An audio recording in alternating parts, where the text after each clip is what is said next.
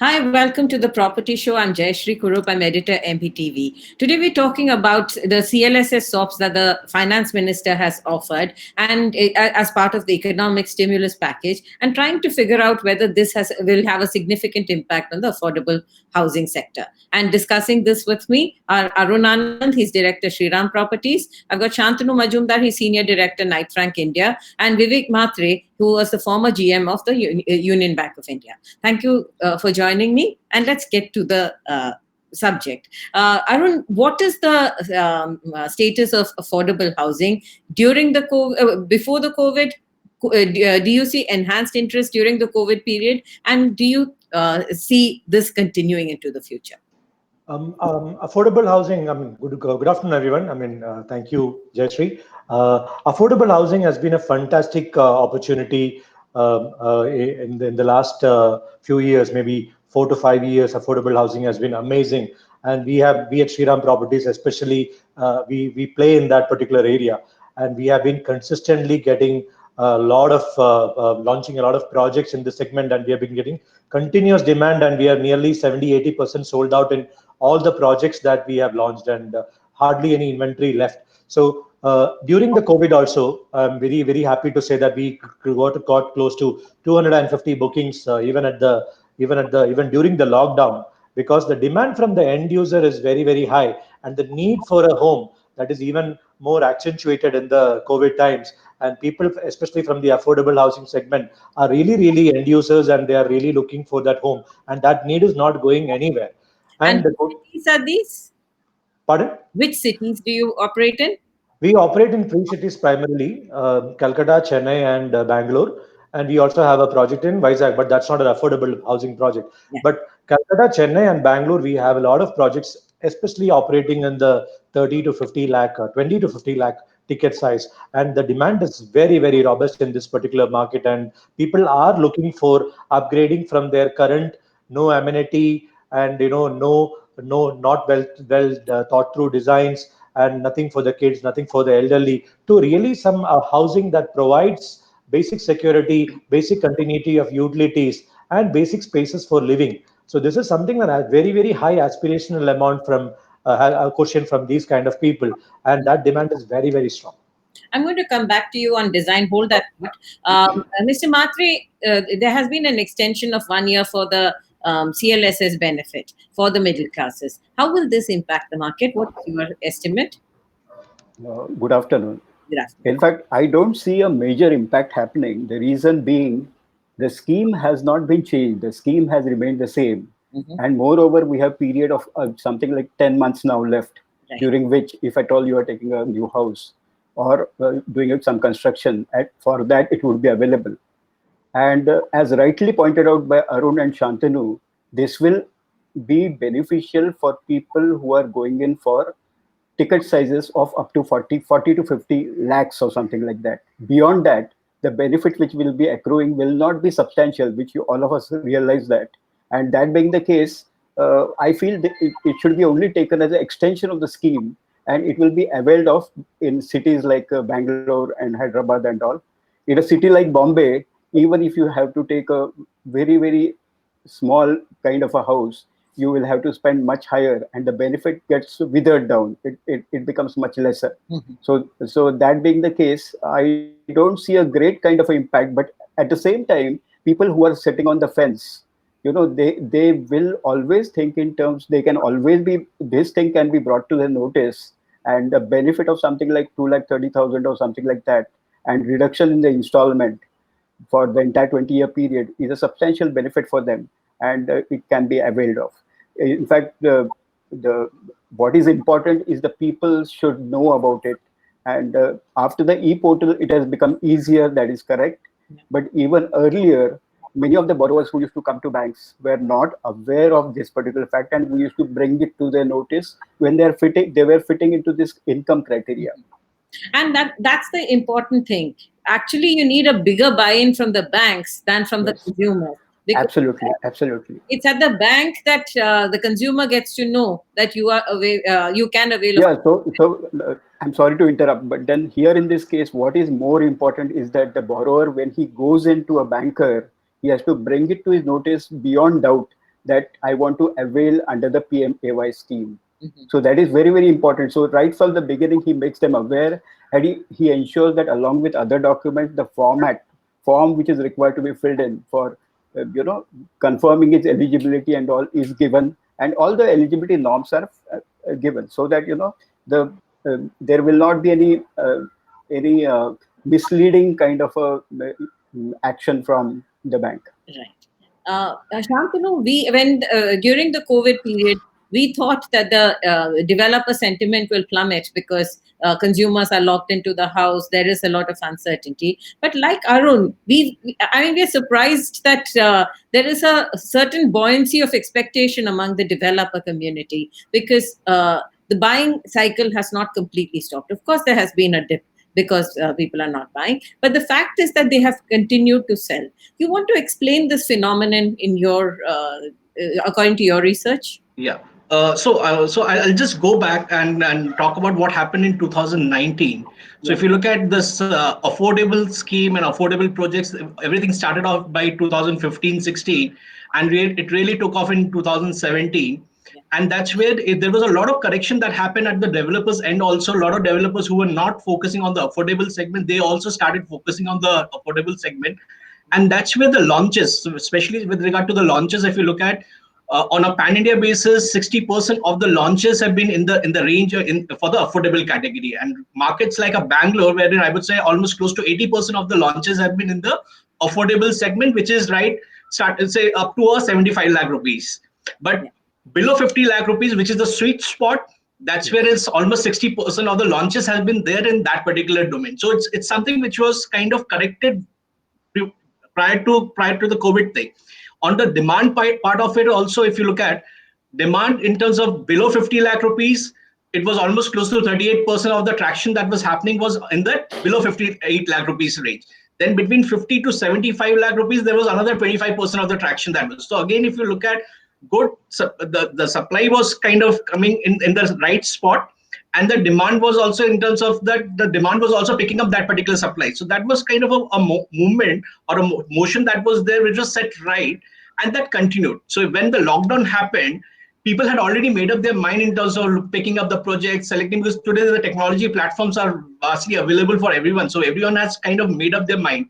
And during the lockdown also, people who were kind of made up the entire thing, they moved ahead with their buying decisions. So that's where we are seeing a lot of activity during the lockdown period, and immediately once the restrictions were removed, in fact, for the past 3 weeks, Arun can actually comment on this. There's been a lot of people coming to the site and trying to close. Who have not closed, they have also done. They have started doing the walkthroughs. They are coming to the site and kind of picking up the units and going up with their picking up the thing in terms of going up with the buying decisions.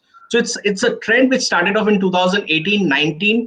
The momentum was extremely high, and the COVID situation has slightly dropped, but it has not dampened the entire spirit in terms of the demand part of it. The demand largely lies in the affordable segment. I'm going to take you up on that thought I left you with, Arun.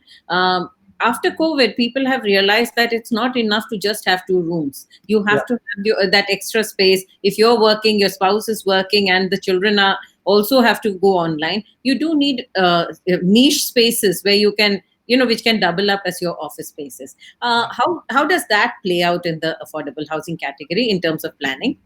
Yeah. So first part is that the demand generation of affordable housing is typically events like a marriage or becoming a nuclear family, things like that. So one part is that you have to buy a home. You have to buy a home. Number one. Second thing is, thanks to the government, there is CLSS, there is income tax benefit, there is income tax benefit on principal, everything. So all these various initiatives from government is there. So first of all, that helps people to think of buying a home. Now, second part, the added advantage with COVID is that 2 things. One is from a rental housing, people are really thinking that I need to have my own home, because which I can call on my own, and I'm completely secure there. Now, within the home itself, people are thinking, for example, people are interacting with the home spaces little more over the last 60 days. Men really know what they need in the house. Otherwise, they were just going to the office and coming back and sleeping. And now they know that, okay, house is more than this, more than watching TV and crashing. Similarly, women know what is needed for kids, what is needed for men. Elderly people are also, especially in joint families where one or two parents are staying, there is little need. So what is emerging is nothing rocket science about it, but what is coming out is that, for example, little better planned bedrooms. For example, storage spaces can be little more, can instead of, if wish people wish that the bedroom was little larger with which could accommodate a little study table to work at the end of the time. From an affordable housing point of view, I wish my bedroom had a small corner for a study, and I wish my bedroom, the wardrobe was not jutting out, and there was a storage area which was well designed, planned. The second part was, my you wish my utility was a little larger, so that I could do some of my work when I'm doing some of the homework. My utility was a little larger. And third thing was, I wish balcony was little larger in some of my bedroom as well as my living room. Fourth most important thing is, instead of a two bedroom, maybe I should have bought a two plus study. So instead of a three bedroom, six. A lot of people in the last 3 years, kept asking me questions of, we for at Shriram, we always had a configuration of two plus study and one plus study in most of our apartments, and people kept asking, what is that 6 by 7 going to help you with? It is neither a bedroom, it is neither nothing. Now I don't think I just need to talk about this at all, because this 6 by 7 is something that has changed. COVID has really taught what this 6 by 7 is about. It can develop as a single grandparent's bedroom for his or her own privacy. It could develop as a home office. It could develop as a kids area where kid could be left alone with some activity that he or she had to do. And this is apart from the utility, balcony, and the bedroom small niches that we talked about. Also, something in the lobbies, for example, when we are talking about social distancing, a little longer lobbies. People always thought common area is, oh, this is a longer lobby and this is eating into my common area, I have to pay more for it. Now with the social distancing norm come in place, that little extra privacy that you got from your door, from the lift, is really thank god factor. So some of these small areas that are adding up, which were very invisible earlier to the customer, has become very visible. And from a from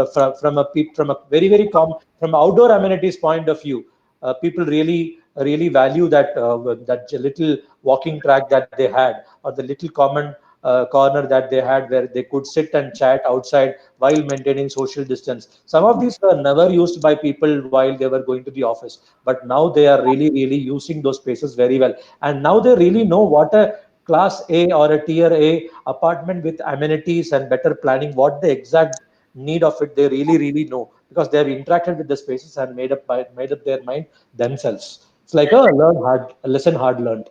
Absolutely. But a lot of people used to look for that, really fancy clubhouse with the swimming pool and your play areas and all that, which has been locked down for you. So Yeah. you're managing with the niche areas that the planning and design offered you. I have seen some developers have actually looked at creating little niche areas even within the floors and things Yes. like Yes. that, right? Have you been doing that too?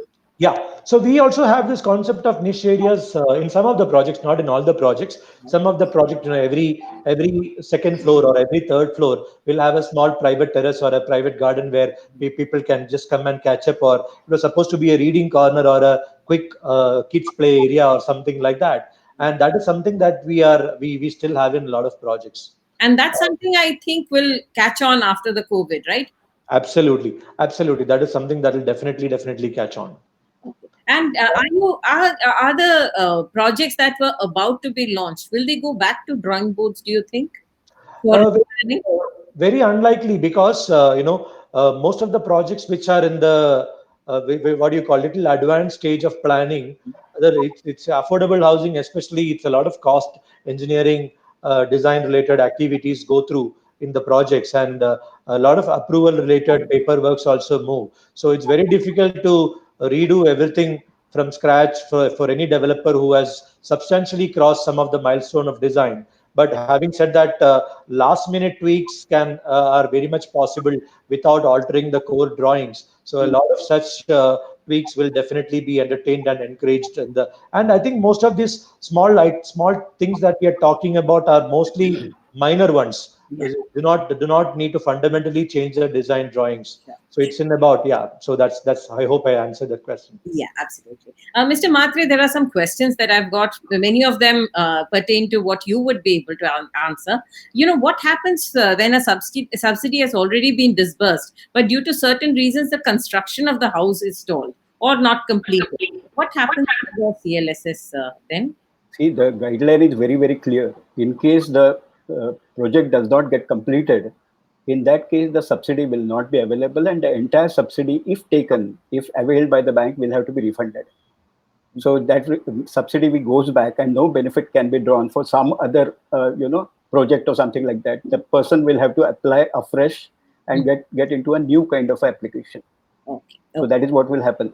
Just taking forward from Arun's point. Yes. I feel in India, real estate doesn't move like it moves in other countries like USA and all. We don't see the cycles. Yeah. See, the non-discretionary part of it, the affordable housing, I consider it totally non-discretionary. It is a need-based kind of a thing. Yeah. So we don't see cycles in India like what we see in USA and all, where have been tremendous changes do happen during the downside and down cycle and up cycle also. Here, non-discretionary, whether it is in the COVID period or otherwise, is going to remain. So during the COVID period, possibly the discretionary may shift a little to non-discretionary side. That means they will reduce their budgets and all, but the non-discretionary portion remains intact, and it will always have a demand. So this particular, CLSS which is available from the government realizes this, and they also realize that it has not been utilized to the fullest extent. Yes. If you consider this recession continuing for some more time, I won't be surprised if at all there is another extension is there for this, because this will definitely mean something for a person who is going in for affordable housing. Yeah. Yeah, absolutely. About 2,300 to 2,700 on your EMIs. Yes. Discount is not to be sneezed at. It is a significant one for. Yeah, absolutely. Right. What happens when what is the maximum term of a home loan for which you can get a CLSS subsidy? See, the housing loan can be for 30 years also, but then under CLSS, the subsidy would be available for a 20-year period. So if it is a 20-year loan, it actually coincides with the period, and you will get it for the entire period. If it is a 30-year loan, you will get it only for a 20-year period, and it will be calculated accordingly. Okay. And is it also available for resale properties? Yes, absolutely. It is available for resale properties. It is available for construction. As long as it is your first house, you don't have a pakka owned house yourself, you can definitely go in for a secondary sale also, or even constructing it. So it is available for that. In fact, beneficiary-led housing has been the biggest success of the PMAY scheme, right? Yes. Arun, when a project is not not a PMAY project, like it's not 30 or 60 square meters, then but it still draws CLSS benefit, right? Yes. So what percentage of your consumers in your affordable housing unit have availed of CLSS? And also, do you have any PMAY registered projects? So two things here. One is, like Mr. Matre said, awareness is a big criteria here. So, most of the people most of the people actually who come are not aware of this particular scheme. So as and when they start discussing with the bankers on the loan criteria, etc., in the process, they end up learning. But unfortunately, in a city like in most of our metro cities, 40 lakh or 50 lakh apartment when they buy, most of them unfortunately don't meet the criteria of the 7 or 8 criteria that a PMAY or a CLSS scheme has laid out, like a woman being a joint owner and it should be the first name in either of their names. So some of these things, or the salary bracket within this, some of these things just don't happen. As it is, in a rough ballpark estimate, about 10 to 15% of our specific projects are only actually have taken this benefit of the CLSS scheme. But I'm sure there could be many other smaller developers who are really offering the true affording of 10 or 15 lakhs, where this percentage of the CLSS scheme may be far higher. Shantanu, when you talk about the 10 to 15 lakhs, in most of the, like Mr. Mhatre suggested, most of the big cities, that budget does not exist. Even in the periphery of the cities, you don't get 10 to 15 lakh worth of houses. So is this mostly for the tier 1, tier 2 cities? Do you think? So, so again, below 25 lakh rupees, yes, the metros they do have options in terms of in the peripheral locations. But if we really cut it down and bring it down to maybe a 10 lakh rupees, then it becomes a satellite city option kind of a thing. So a market like a Pune might not have these kind of option within the Pune or the PMC limits or the corporation limits. But if you go towards the industrial location, satellite location like a Chakan, Talegaon, there you might be having all these options coming in that particular, because that is catering to a different population. That's largely the blue collar population it caters to. So that's where the market exists. Right. Okay. Okay. Now, do you think that this affordable housing market is going to actually pick up after the COVID? How do you see this panning out? So affordable housing, as I was mentioning, that 2018-19, it was all about affordable, and today also, if you look at mostly largely all the projects which have been launched in the past 6 to 12 months, or the projects which are on the drawing board stage, would be actually catering largely to the affordable segment, because that's the need of the hour and that's the flavor as of now. So the only thing is that, yes, because of COVID, yes, there has been a disruption that has happened. The needs and the wants are kind of has come up a different kind of thing. Existing projects where you have already launched, it's already there. There might not be much of an option from a design point of view, from the structure point of view, but again, maybe from the interior point of view, you might be tweaking up the design to meet your requirement. But the projects which are currently on the drawing board stage will definitely go through a 5-10% tweaking up, which will kind of meets the requirement which has now emerged because of the COVID situation. So I think demand wise, I think this is going to remain. It's a market wherein there is a huge scarcity. This is a sweet spot. Everyone knows. Today the market has actually practiced this over the past two years, 2 financial years, and I don't think it's going to go away or fade off so easily. So give me your top picks for affordable housing. Which are the markets where you think this affordable housing is actually going to come up? So if I look at on a pan-India basis, pretty much all the markets. So I can't really say that Mumbai, it's no matter Mumbai is very expensive, but yes, Mumbai also needs affordable.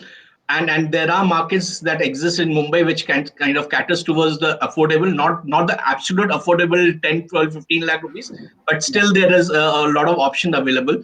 But largely, if you look at all the markets, yes, majority of all the markets, whether it's Bangalore, whether it's Chennai, whether it's Hyderabad, majority of the markets need affordable, and the affordable will continue, because when the definition of affordable also we are looking at market to market, it will change. So market like a Bangalore will have a different definition of affordable, because we are largely catering towards the IT population.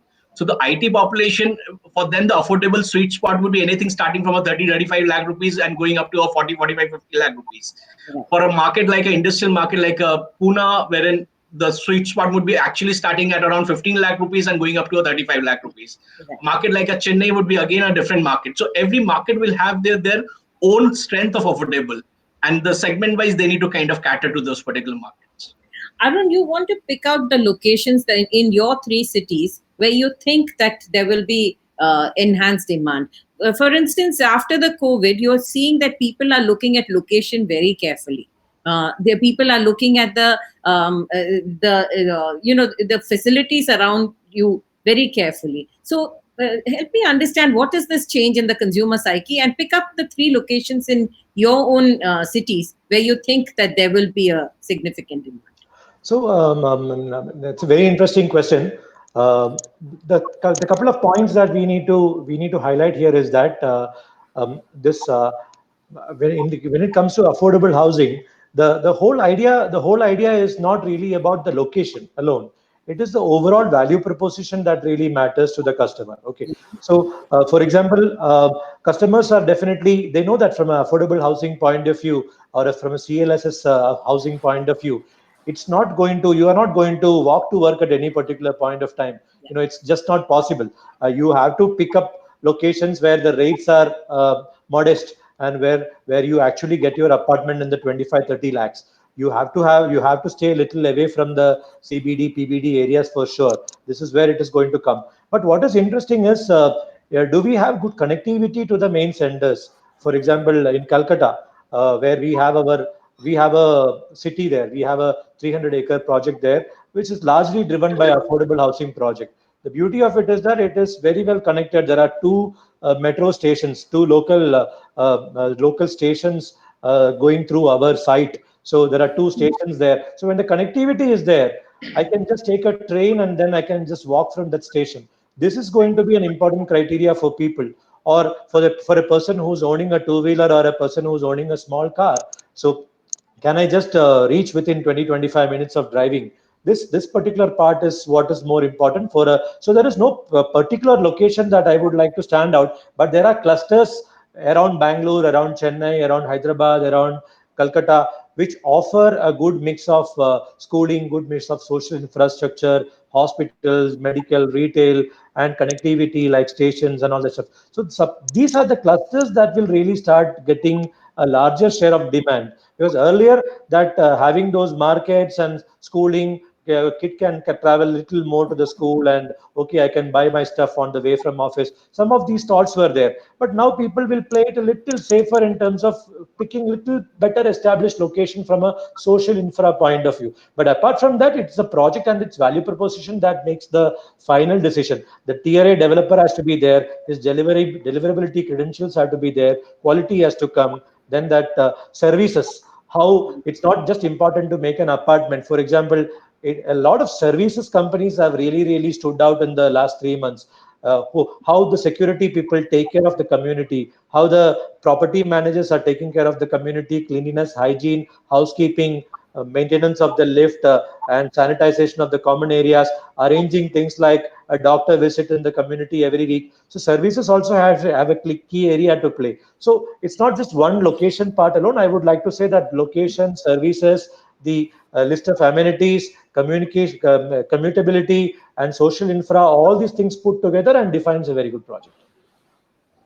Right. Shantanu, between a standalone project and projects which are bigger, maybe in small townships kind of thing, which one do you think is going to get into?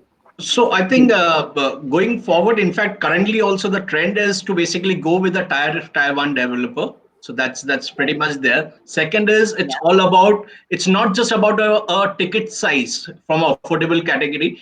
It's about what kind of amenities, what are the facilities, what are the services that you are providing. So that matters. And when it's a slightly larger project, obviously you are able to plug in all those aspects. You are able to build in all the amenities. You are able to build in all the services. When it becomes a standalone project, then it's all about a particular unit or a particular size with a particular pricing and a particular ticket. So I think that would be the last thing on our consumer's mind right now. He or she would be looking at something which is beyond that. Pricing is going to be an important factor, but the amenities and how socially it is connected is going to be a very important factor when it comes to affordable segment. Yeah. Mr. Mhatre, though we were talking about CLSS, one of the things is that how home loan interest rates have never been this low. It is a very good time to enter the market. Is that also triggering a bell? No, I don't think so. Is that why the consumer? No, your voice broke, so I couldn't hear the last words. Is that why the developer are a happier lot than despite a pandemic? No, in fact, to tell you very frankly, when it comes to affordable housing, the demand is totally inelastic. In the sense, in India, the need for apartments will be there perennially because of the growing population, the families going nuclear and all. So that being the case, COVID or otherwise, the demand is going to be there for affordable housing. I would like to add one point over here from the point of view of the developer. See, even for the developer, in the budget of 2017, affordable housing has been included as infrastructure. So when it is included as infrastructure, it means that the developers also will get, lower rates of interest, because infrastructure financing will always have a low rate of interest. In addition to that, even they can have a higher exposure with a single bank. So single party exposures also can be better. So with these kind of a thing, the benefits are there not only for the larger population of the country, but also from the developer community. That being the case, affordable housing, irrespective of the fact that the interest rates are very low or they are slightly higher, the demand is going to continue. I don't see the price elasticity is there when it comes to affordable housing. That is Yeah, but, my clear thinking. One small point that I would like to Yes, add sure. to Mr. Matre saying is that one part is that one real estate at the end of the day is not just a item to buy. It is also somewhere people also have a saving or a financial investment kind of. It's a dual purpose always. It's not just like buying a motorcycle. It is there is Yes, an absolutely. investment. So what is interesting is that. Along with the fundamental demand, like Mr. Matre said, that's pretty much there.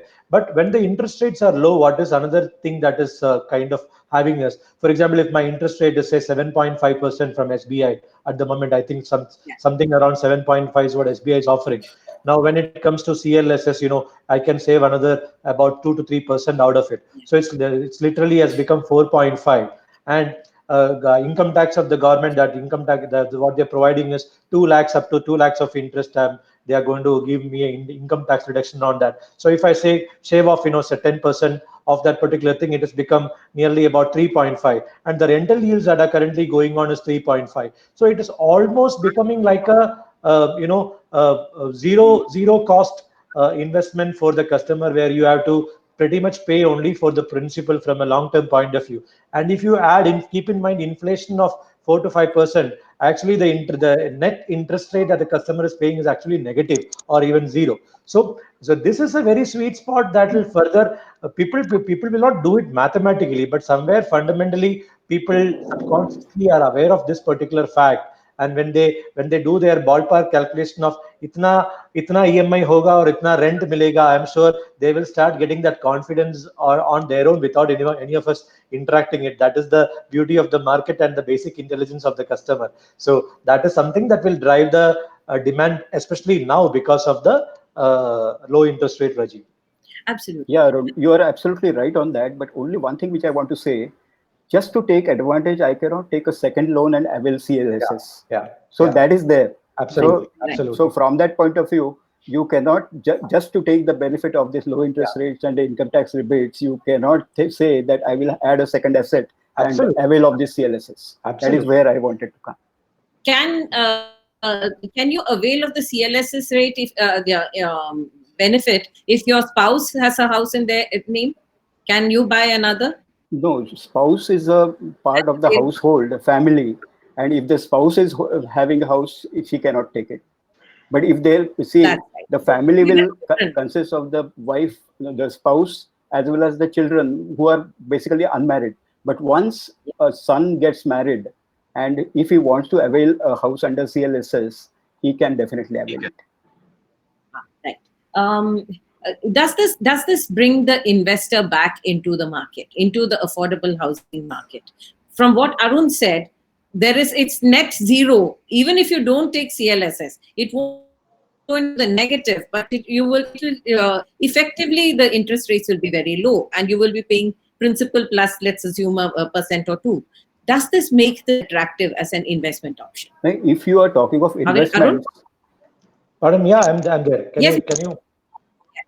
Now, if you are talking of an investor, then in that case, I believe he already has one house. So CLSS benefit cannot be had, because since we are talking of CLSS, this subject is CLSS. So I thought even without CLSS, even without CLSS, yeah, without CLSS is obviously attractive. I have done it myself. Just to avail the income tax benefits and the low interest rates, I have done it myself. So here the CLSS does not come into the picture. I was more talking from the point that this low interest regime would even attract even a person sitting in with a little bit of a doubt as a first home buyer.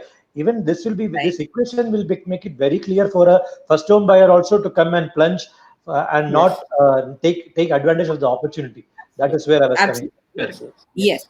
The first home buyer, it is a no-brainer. With CLSS, what you're saying is that it is a very, very cost-effective option. Even without CLSS, for a home buyer who the stock markets are down, the gold is something that you'll just hold in with you. There's not much liquidity. Will a house become an attractive investment option? That was my question. Yes, absolutely, it will. Okay. And yeah, I think that is where I'm going to end this conversation. We have talked about CLSS. Yes, there are a lot of benefits. Many people, the first-time home buyers, get the CLSS benefit, but for those who don't get the CLSS benefit because you already own a home or your spouse owns a home, for them too, the low rate of interest and the fact that the price is capped at about 40-45 lakhs means that, and the returns are close to, as Arun said, 3 to 3.5%. That's where this becomes an attractive investment. Absolutely. Thank you so much for joining me in this discussion. Thank you, Jayashree. Thank you, Jayashree. Thank you. Thanks all of you. Thank you.